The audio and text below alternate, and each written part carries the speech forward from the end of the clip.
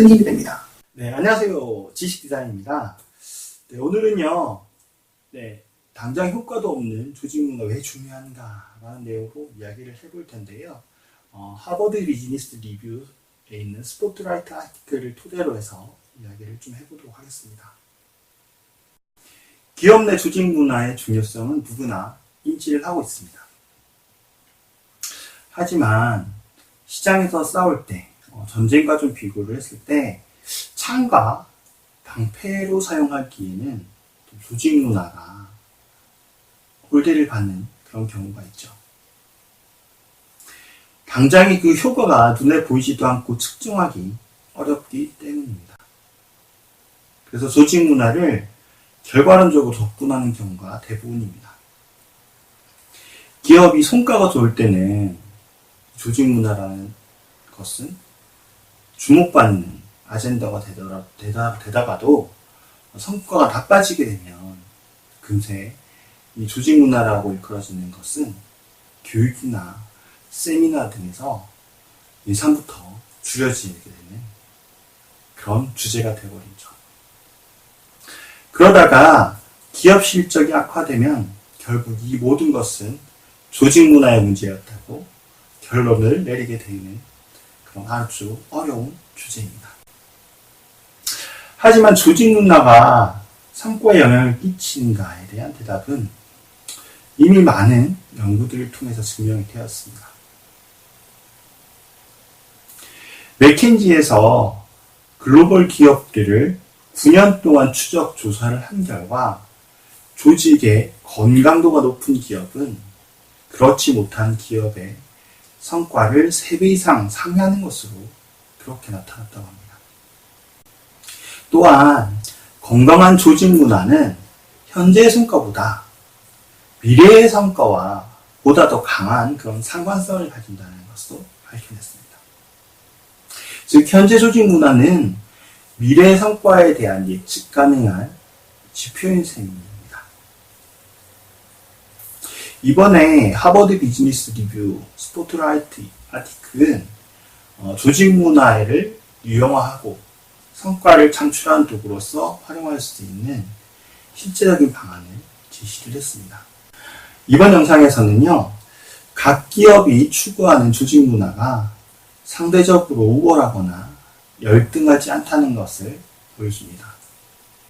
인사 컨설팅 업체 스펜서 스튜어드 연구진은 조직 문화를 총 8가지, 즉 배려, 목표, 학습, 즐거움, 결과, 권위, 안전, 질서 이렇게 8가지 스타일로 소개를 하고 있습니다.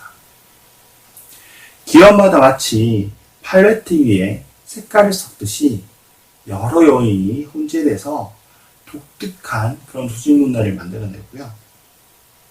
그 조합이 기업마다 다른 전략, 조직적 요소와 아우러져서 성과를 좌우할 수 있다고 그렇게 지적을 하고 있습니다.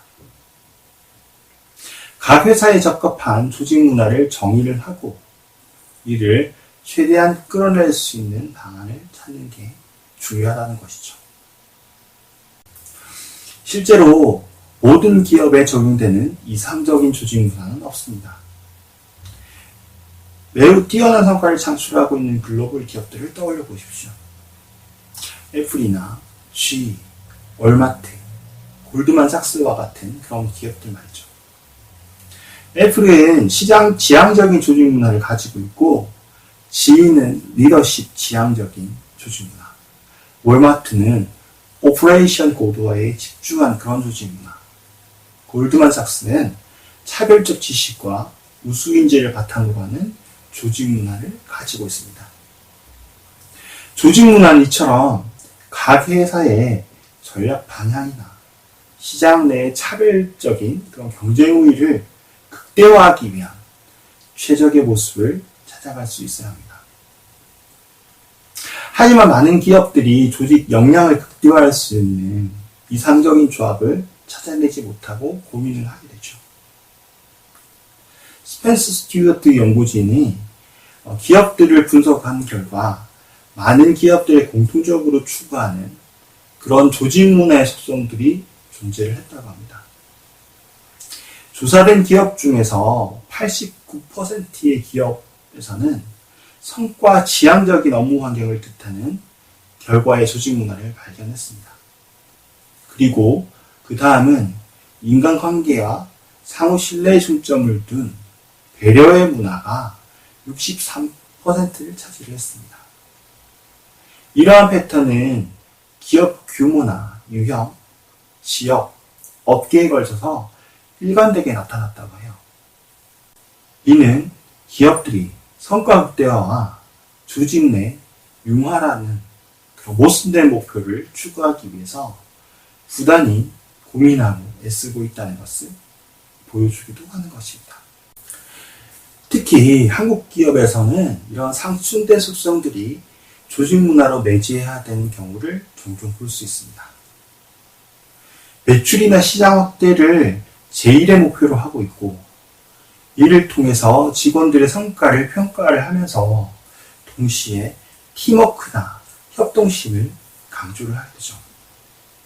이 경우에 조직원들은 혼란을 겪고 자신의 업무를 효율적으로 배분하기 어렵게 만들게 됩니다. 기업들이 조직 문화를 객관적으로 평가하고 상충되는 속성들을 면밀히 살펴야 하는 중요한 이유입니다.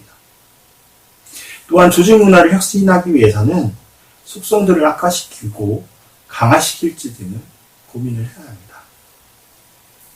최근에 혁신과 민첩성을 높일 수 있는 학습의 중요성이 커지고 있습니다.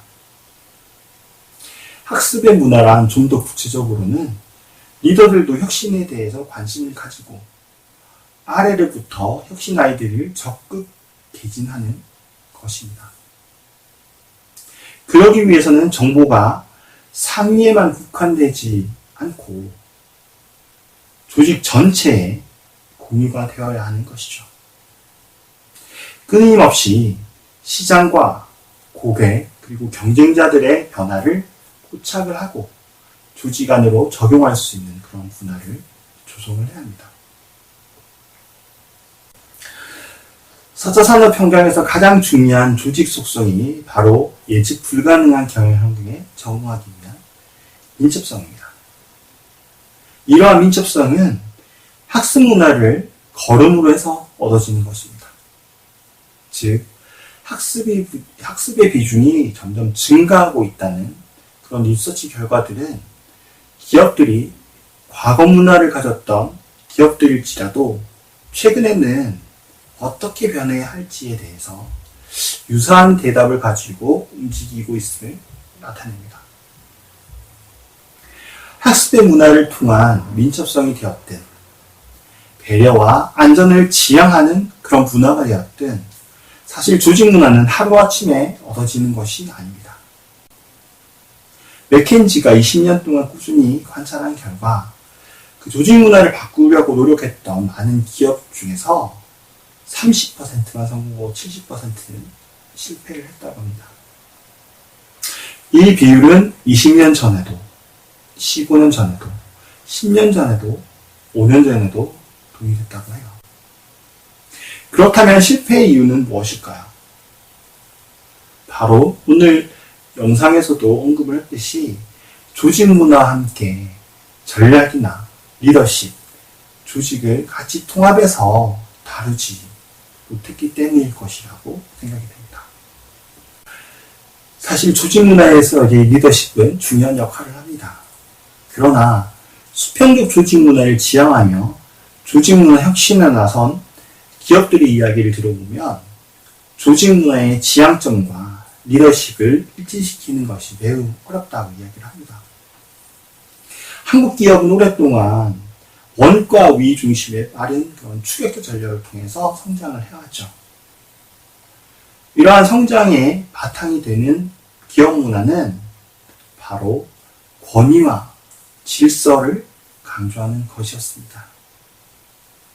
문제는 과거의 전략이 이제는 새로운 환경에서는 더 이상 유효하지 않다는 것이죠. 많은 기업이 이를 깨닫고 혁신이나 탐구정신 등의 분야로 전환을 꿈꾸고 있습니다. 그렇지만 조직 문화의 전환이 쉽지는 않습니다.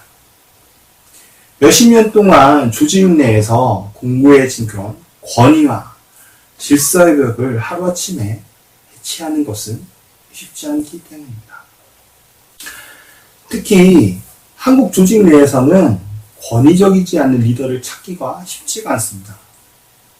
탈권위적인 성향의 인물이 존재한다고 하더라도 상부층에서 찾기 힘듭니다. 이미 조직이 추구하는 예상에서 제외돼 밀려났기 때문입니다. 최근에 주요 그룹사들의 인사이동도 마찬가지였습니다.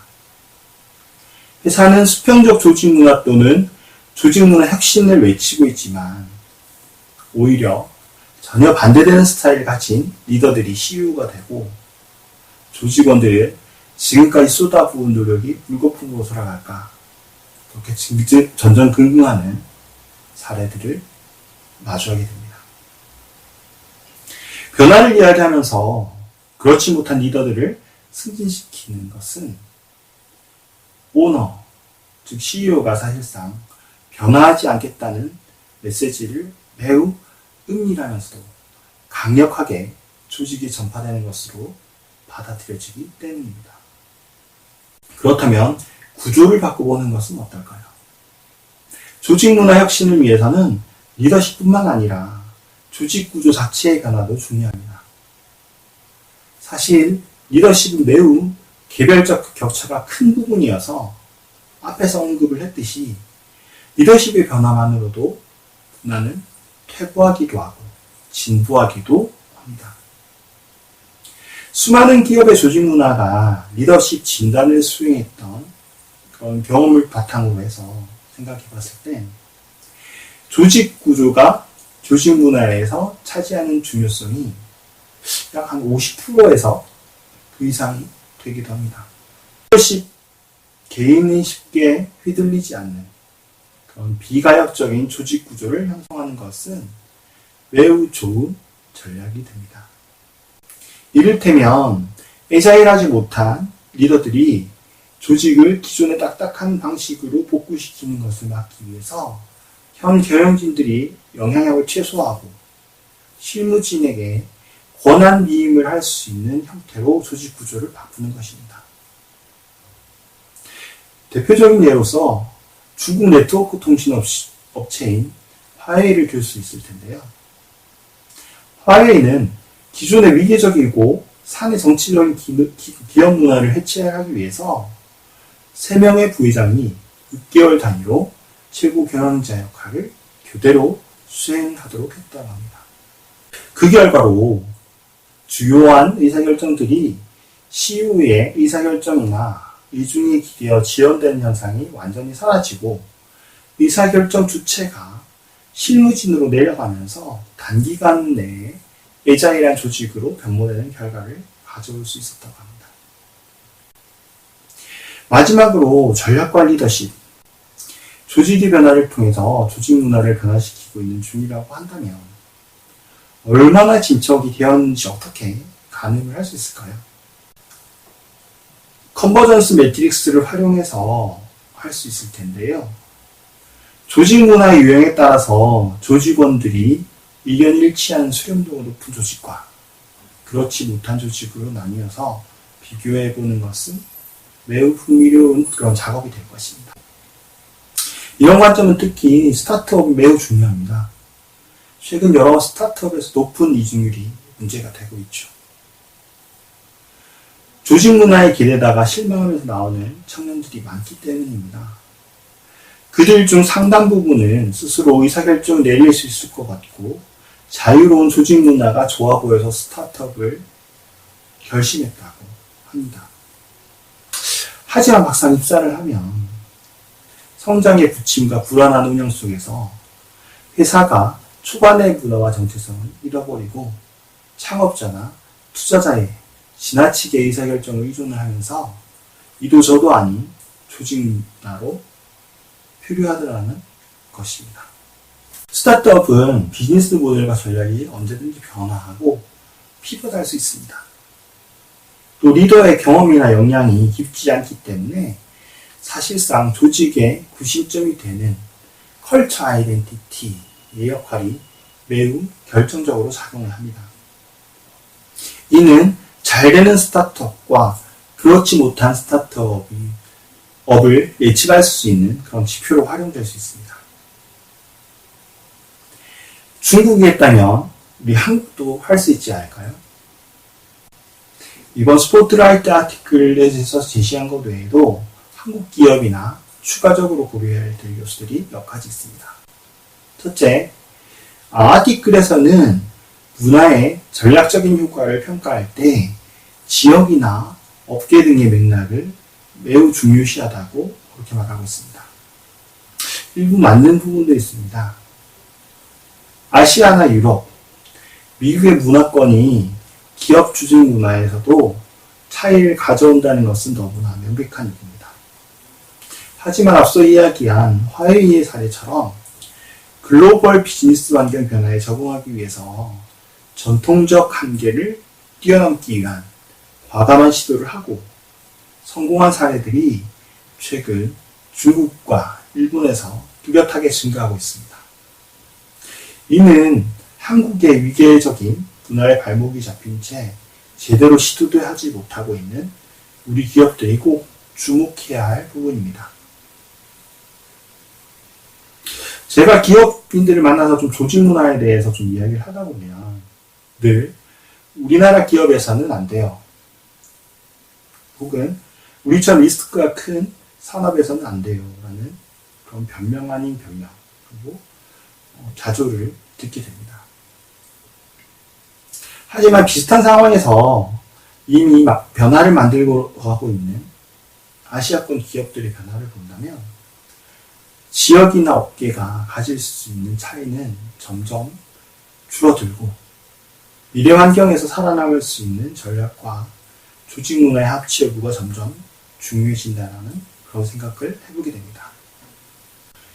이번 아티클에서는 8가지 속성을 리더들에게도 동일하게 적용해 본데 조직 문화를 극대화할 수 있는 리더십을 탐색할 수 있다고 제시를 합니다. 조직 문화의 속성을 강화하기 위해서 동일한 속성을 가진 리더가 적합할 수도 있고 조직 문화의 단점을 보완하기 위해서 그 반대가 될 수도 있죠. 조직 내에 다양한 리더들이 존재해서 서로를 보완하고 균형을 맞춰야 한다는 것은 일반적인 생각에 비춰보면 타당합니다. 하지만 이에 대해서는 신중한 검토가 필요합니다. 조직 문화와 일치되지 않는 리더가 오게 되면 조직원들이 오히려 혼란을 겪을 가능성이 더 크기 때문입니다. 대체로 조직원들은 임원 승진 결과를 통해서 그 회사가 필요로 하는 조직의 인지상과 조직 문화의 방향성을 가늠을 하게 됩니다. 기업의 조직 문화가 추구하는 방향성과 동떨어진 인물이 리더가 되게 되면 조직원들은 혼란이 커질 수밖에 없습니다. 이 때문에 저는 리더와 조직 문화의 속성이 일치되는 방향이 더 효과적이라고 그렇게 생각을 합니다. 어떤 조직 문화를 유치하기 위해서 그 문화를 지키게 하는 리더의 모습도 한결같아야 하고 그런 사람들이 승진하는 모습을 통해서 그 문화가 일관되게 유지할 수 있습니다. 물론 리더들의 리더십 스타일을 진단하고 재구성하는 것은 매우 조심스러운 부분입니다. 의사결정의 무게가 누구에게만큼 편중되어 있는지에 따라서 달라질 수 있기 때문입니다. 특히 오너 경영이 기업 문화에 주는 중요한 영향을 미치는 경우에는 이러한 접근을 통해서 큰 효과를 기대하기는 쉽지 않다는 점을 고려해야 합니다. 네, 오늘 영상은 이것으로 마무리를 하도록 하겠습니다. 감사합니다. 지식 디자이너